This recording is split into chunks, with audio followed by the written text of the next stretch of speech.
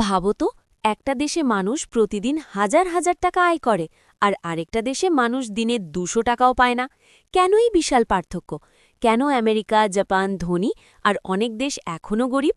এটা কি শুধু ভাগ্য, নাকি এর পেছনে আছে বড় কোনো বাস্তব কারণ? আজকের ভিডিওতে আমরা জানব কেন কিছু দেশ ধনী আর কিছু দেশ গরিব, পুরো সত্য। একটা দেশের ধনী বা গরিব হওয়া নির্ভর করে মূলত কয়েকটা বড় বিষয়ের ওপর: অর্থনীতি, শিক্ষা, সরকার ও নীতি, প্রাকৃতিক সম্পদ, প্রযুক্তি ও উদ্ভাবন।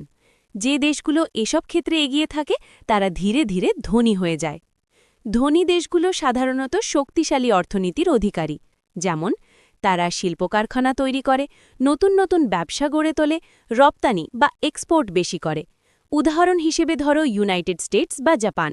এরা প্রযুক্তি, গাড়ি, সফটওয়্যার সব কিছু বিশ্বজুড়ে বিক্রি করে। অন্যদিকে গরিব দেশগুলো শুধু কাঁচামাল বিক্রি করে, ফলে লাভ কম হয়। শিক্ষা একটা দেশের ভবিষ্যৎ বদলে দেয়। ধনী দেশগুলোতে মানসম্মত শিক্ষা, গবেষণা, স্কিল ডেভেলপমেন্ট, ফলে মানুষ নতুন নতুন আইডিয়া তৈরি করে। যেমন সাউথ কোরিয়া একসময় গরিব ছিল, কিন্তু শিক্ষা ও প্রযুক্তিতে উন্নতি করে আজ ধনী দেশে পরিণত হয়েছে।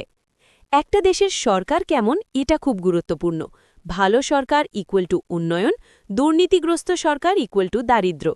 যেখানে দুর্নীতি বেশি সেখানে টাকা সঠিক জায়গায় যায় না, উন্নয়ন থেমে যায়, ফলে দেশ গরিবই থেকে যায়।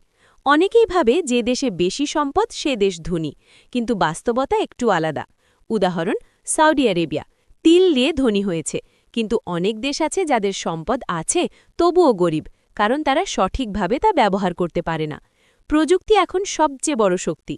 যে দেশগুলো প্রযুক্তিতে এগিয়ে তারা দ্রুত উন্নতি করে, যেমন চায়না গত ৩০ বছরে প্রযুক্তির মাধ্যমে দারিদ্র্য থেকে অনেকটাই বেরিয়ে এসেছে। অনেক দেশের গরিব হওয়ার পেছনে ইতিহাস দায়ী।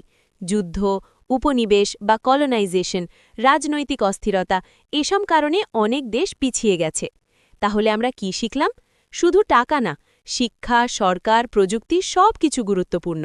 ধনী দেশগুলো পরিকল্পনা করে এগিয়েছে, গরিব দেশগুলো এখনও অনেক চ্যালেঞ্জের মুখে। তোমার কি মনে হয়, বাংলাদেশ কি ভবিষ্যতে ধনী দেশে পরিণত হতে পারবে? কমেন্টে তোমার মতামত জানাও।